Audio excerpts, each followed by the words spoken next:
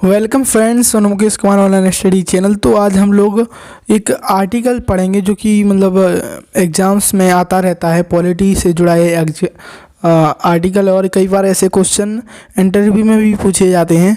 तो एक तरीके से हमें इसको एक बैलेंस आंसर हम कैसे लिख सकें, इस आर्टिकल से हम सीखेंगे। लोकतंत्र को मापना कतई सही नहीं है, इस आर्टिकल का जो शीर्षक है। इस आर्टिकल में हम बहुत सारी चीज़ें पढ़ेंगे लोकतंत्र से जुड़ी, कि लोकतंत्र कितना लोकतंत्र होना चाहिए। कई बार कहा जाता है कि हमारे देश में ज़्यादा ही लोकतंत्र है, कई बार कहा जाता है कि इतने ज़्यादा लोकतंत्र से हमारे देश को जो है आर्थिक हानि पहुंचती है, नियम सही से नहीं बन पाते, बहुत ज़्यादा बहसें होती हैं, कोई भी कुछ बोल रहा है, कोई भी कुछ कह रहा है, इस तरह की आज़ादी होती है। तो इन तरह की चीज़ों को एक राइटर हैं आर्टिकल के, शेखर गुप्ता, उन्होंने संजोने की कोशिश की है। तो चलिए हम इसको देखते हैं। तो लोकतंत्र को मापना कतई सही नहीं है, आर्टिकल का शीर्षक है। और कहा गया है कि यह बहस बेमानी है कि जब नीति आयोग के सीईओ अमिताभ कांत ने कहा कि हमारे देश में कुछ ज़्यादा ही लोकतंत्र है, तो दरअसल उसका तात्पर्य क्या था। आप उन लोगों की बात मान सकते हैं जो इस पर नाराज़ हैं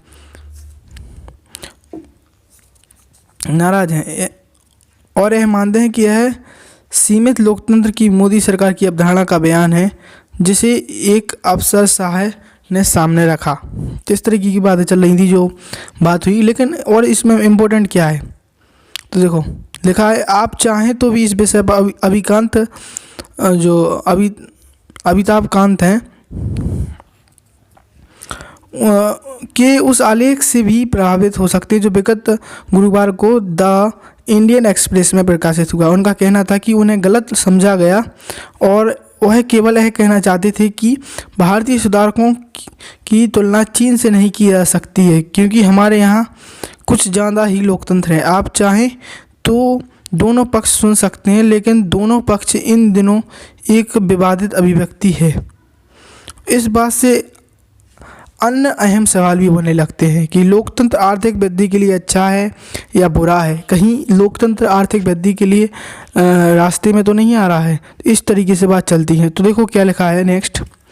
इस बात से अन्य अहम सवाल भी उभरते हैं कि लोकतंत्र आर्थिक वृद्धि के लिए अच्छा है या बुरा है। कितना लोकतंत्र अच्छा होता है और कब यह बहुत ज़्यादा हो जाता है, और क्या सीमित लोकतंत्र जैसी कोई चीज़ है। तो बहुत सारी चीज़ें यहाँ पर उभर के सामने आती हैं कि कितना अच्छा होता है, इसको कम रहना चाहिए या ज़्यादा रहना चाहिए, या कोई बात होती है सीमित लोकतंत्र की, क्योंकि अभी तक तो इसकी कोई ऐसी परिभाषा है नहीं है सही तरीके से। तो लिखा है, करीब 2 दशक पहले नई दिल्ली में एशिया सोसाइटी के सम्मेलन में एक बहस हुई थी। मैं उस पैनल में था जिसमें हांगकांग के अचल संपत्ति कारोबारी और परमार्थी और हांग लुंग समूह के मालिक रोनी चान भी साथ थे। उस समय वह चीन में काफ़ी समय बिता रहे थे, खासकर संघाई के पुनर्विकास कार्यों में। श्रोताओं ने उनसे पूछा कि वह भारत में निवेश करेंगे, तो उनने फिर क्या कहा। रोनी ने स्पष्ट कहा कि वह भारत में निवेश नहीं करेंगे, क्योंकि देश में कुछ ज़्यादा ही लोकतंत्र है। उनका कहना था कि यदि यहाँ कुछ कम लोकतंत्र हो सकता तो वह निवेश करते। इससे श्रोताओं में हलचल मच गई, लेकिन तथ्य और आंकड़े रोनी के साथ थे। चीन तेज़ी से विकास कर रहा था और भारत 1991 के पहले दौर के सुधारों के बाद जूझ रहा था। पहली पंक्ति में बैठे जापानी राजदूत ने मामला सुलझाया। उन्होंने कहा कि दूसरे विश्व युद्ध में पूरी तरह बर्बाद होने के बाद क्या जापान दुनिया का सबसे बड़ा आर्थिक चमत्कार नहीं है, और हमारा देश पूर्ण लोकतंत्र वाला देश है। इस बात पर वह बहस शांत हो गई और चीन से पहले दक्षिण कोरिया, ताइवान समेत कई आर्थिक चमत्कार देखने को मिल चुके हैं जो कि लोकतंत्र वाले देश थे। और ऐसे भी कई एग्जाम्पल हैं जहाँ पे लोकतंत्र नहीं है, तानाशाही है, उसके बावजूद वो आर्थिक रूप से तरक्की नहीं कर पा रहा है वो देश। जैसे कहा जाए तो ईरान है, इराक है, ऐसे कई देश है। तो एक बहस हुई जिसमें जापानी के जो जापान के सदस्य थे, उन्होंने इस बात को सुलझाया कि लोकतंत्र से आर्थिक विकास का इतना लेना देना नहीं है। अगर लोकतंत्र आर्थिक विकास में बाधा डालता तो फिर जापान और जो दक्षिण कोरिया, ताइवान जैसे देश हैं कभी तरक्की ही नहीं कर पाते। तो जैसे कुछ देशों में लोकतंत्र की शुरुआत की और भविष्य में उसे मजबूत करते गए। तो दक्षिण कोरिया और ताइवान दूसरे विश्व युद्ध के बाद झगड़ों से उभरे। उन्होंने तानाशाही से शुरुआत की, परंतु अर्थव्यवस्था के विकास के साथ और लोगों की जागरूकता के साथ बढ़ने के साथ उन्होंने इतना नाटकीय ढंग से लोकतंत्र परिवर्तन किया कि एक नई सदी में पैदा हुआ युवा जो इस क्षेत्र में विशेषज्ञ ना हो या यूपीएससी की तैयारी ना कर रहे हों, तो वे पार्क चुंग ही के अधिकार, दक्षिण कोरिया और जनरल चियांग काई शेक और उनके बेटे के अधीन ताइवान की कल्पना नहीं कर सकते कि किस तरीके से जो दक्षिण कोरिया है और ताइवान है उस पर किस तरीके से तानाशाह था और किस तरीके से नाटकीय ढंग से उसे बदला गया, इसकी कल्पना ही नहीं कर सकते। ये तीनों देश अब पूर्वी एशिया में चीन के सामने ठीक लोकतंत्र की मसाल की तरह जगमगा रहे हैं। तो एक लाइटनिंग की तरीके से एक तानाशाह के देश के सामने तीनों देश लोकतंत्र का प्रभुत्व या नाम रोशन कर रहे हैं। तो जापान और ताइवान से चीन का टकराव है, तो दक्षिण कोरिया का टकराव पाकिस्तान के बाद चीन के संरक्षण वाले दूसरे परमाणु संपन्न देश उत्तर कोरिया से है। तो इनका तानाशाही देशों से टकराव चलता रहा है। तीनों देश हमें बताते हैं कि आर्थिक वृद्धि और लोकतंत्र में कोई विरोधाभास नहीं है। यह भी है कि अर्थव्यवस्था और समाज जैसे जैसे विकसित होते हैं वे ज़्यादा लोकतंत्र चाहते हैं, ना कि कम। तो एक जो विकसित समाज होता है, जो आगे बढ़ता हुआ समाज होता है, वो कभी भी नहीं चाहेगा कि लोकतंत्र कम हो। लोकतंत्र बढ़ने से समाज में जो है वो एक स्वतंत्रता जागती है, उसके ज़रिए लोगों को उसी की तरीके से स्वतंत्र रहना पसंद आता है, जैसे अमेरिका में लोग पसंद करते हैं। तो बात करें चीन की बात करें तो कह सकते हैं कि देश की तकदीर के बारे में अतीत उनके भविष्य की दिशा तय करते हैं। चीन में आज भले ही लोकतंत्र नहीं, लेकिन यह चीन उस चीन से काफ़ी अलग है जहां तंग सियाओफिंग के नियंत्रण में ढील देने की शुरुआत की गई थी। अब चीन में कंडीशन थोड़ी अलग नज़र आ रही हैं। तो कैसी नज़र आ रही हैं कंडीशन? शी जिनपिंग ने प्रक्रिया को क्या कर दिया? रिवर्स कर दिया। प्रक्रिया को क्या कर दिया? उलट कर दिया। उन्होंने कई आज़ादियाँ छीन लीं और अर्थव्यवस्था को लाभ हुआ, लेकिन उनकी चुनौतियाँ भी बढ़ गईं। उनने भले ही कुछ आज़ादियाँ छीन ली, उससे थोड़ा बहुत अर्थव्यवस्था को लाभ हुआ हो, लेकिन अब चीन में कहीं कहीं पे भी लोग एक विद्रोह सा देखने को मिल रहा है कई लोगों के द्वारा।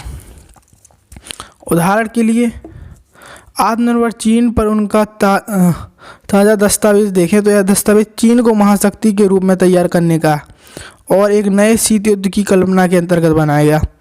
उन्होंने चीन में लोकतंत्र की बढ़ती चाह का दमन किया और यह अर्थव्यवस्था को आगे बढ़ाने की बजाय पीछे ले जाएगा। इस तरीके से बात यहाँ पे हो रही है कि शी जिनपिंग किस तरीके से उलट प्रभाव के साथ काम कर रहे हैं। तो हम चीन से प्रभावित हैं क्योंकि 4 दशक पहले लगभग एक जैसे हालात थे हम दोनों के, लेकिन आज क्या है? प्रति व्यक्ति आय भारत की वहाँ की प्रति व्यक्ति आय भारत की प्रति व्यक्ति आय से क्या है 5 टाइम्स ज़्यादा है। दोनों का अंतर बड़ा है, परंतु पूर्वी एशियाई देशों के समक्ष वह छोटा नज़र आता है। ताइवान की प्रति व्यक्ति आय चीन से 2.5 गुना है और दक्षिण कोरिया की 3 गुना है। आप तय कर सकते हैं कि इन देशों ने ज़रूरत से अधिक लोकतंत्र की कीमत चुकाई है और इससे लाभान्वित हुए हैं। ताइवान और दक्षिण कोरिया महामारी से भी सबसे जल्दी निपट चुके हैं, उनके आंकड़े पर सबको यकीन है। और इस बहस को शुरू करने वाले रोनी चान ने भी इतनी संपत्ति और शोहरत छोटे से हांगकांग से कमाई है, जहां लोकतंत्र फलता फूलता रहा है। चीन के अधिकार के बावजूद भी फलता फूलता रहा है और अभी भी चीन से उसके विद्रोह देखने को मिलते हैं।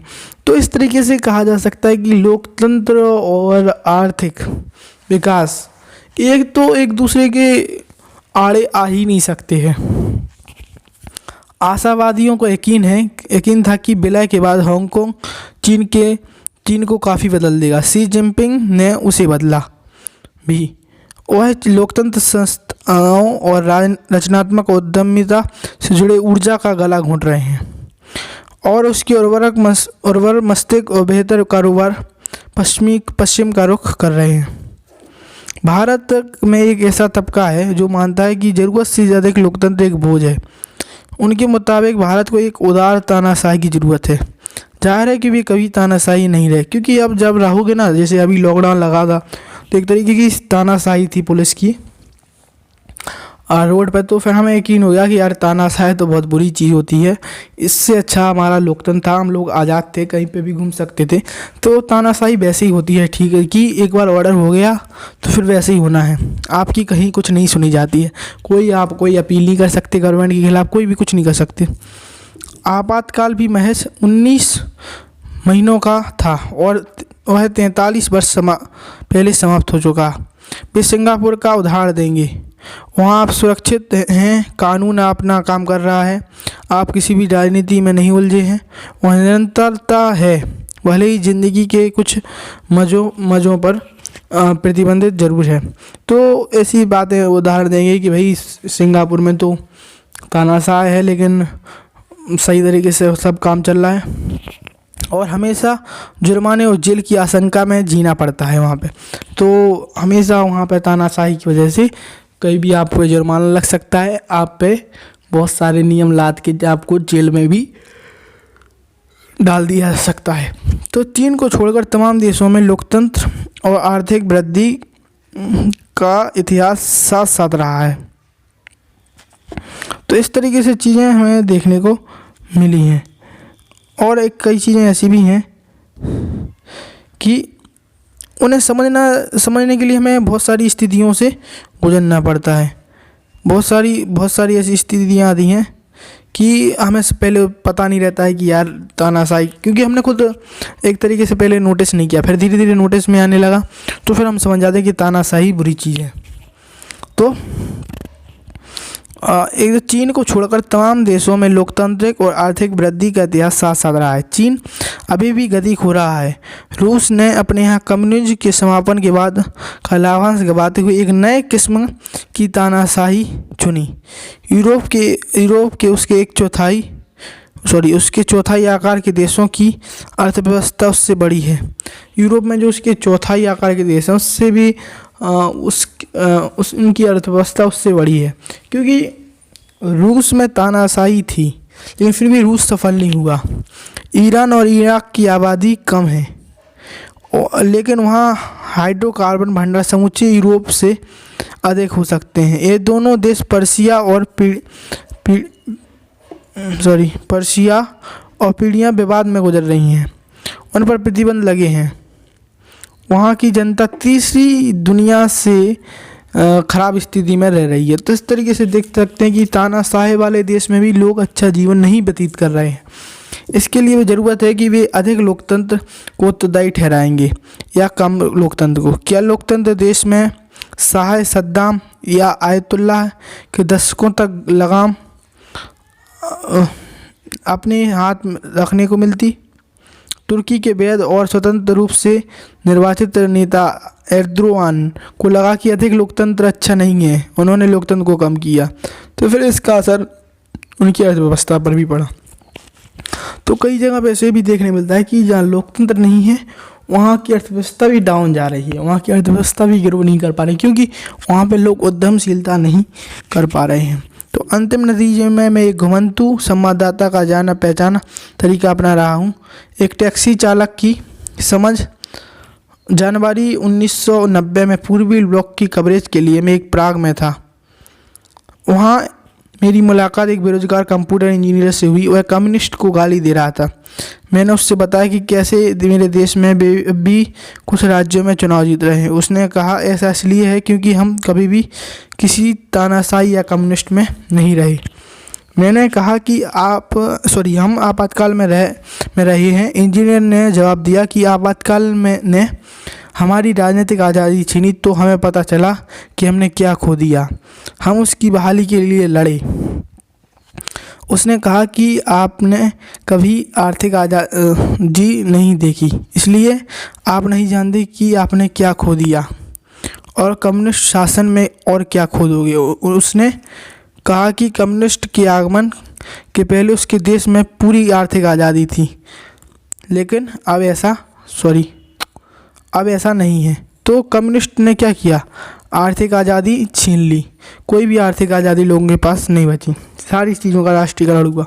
हमारे होटल पहुंचने पर यह चर्चा समाप्त हो गई। वहाँ एक इमारत पर लगे बैनर पर लिखा था कि अपने घर में स्वागत है, श्रीमान बाटा। थॉमस बाटा एक चेक उद्यमी थे जिन्होंने फुटवियर का विशाल कारोबार खड़ा किया था। कम्युनिस्ट शासन के बाद हर चीज़ का राष्ट्रीयकरण कर दिया। ऐसा शासन समाप्त होने के बाद बाटा वापस देश लौटे। राजनीतिक आज़ादी के बिना आर्थिक आज़ादी नहीं बच सकती। लोकतंत्र की मजबूती से ही उद्यमशीलता की ऊर्जा और आर्थिक वृद्धि में मजबूती होगी। तो इस तरीके से देखने को मिलता है कि उद्यमशीलता होती है वो सबसे ज़्यादा लोकतांत्रिक देशों में ज़्यादा होती है और इसी से आर्थिक वृद्धि होती है। लोकतंत्र के बिना जो राजनीतिक और आर्थिक आज़ादी का हनन होगा वो सबसे ज़्यादा होता है। तो इस तरीके से इन चीज़ों से हमें बचना होगा। लोकतंत्र को ही अपनाने में लोगों की भलाई इसको हमें और आगे बढ़ाना चाहिए। लोकतंत्र कभी भी हानिकारक नहीं होता। तो thank you and have a nice day. आज के लिए इतना ही इस आर्टिकल में, फिर कल मिलेंगे। बाय।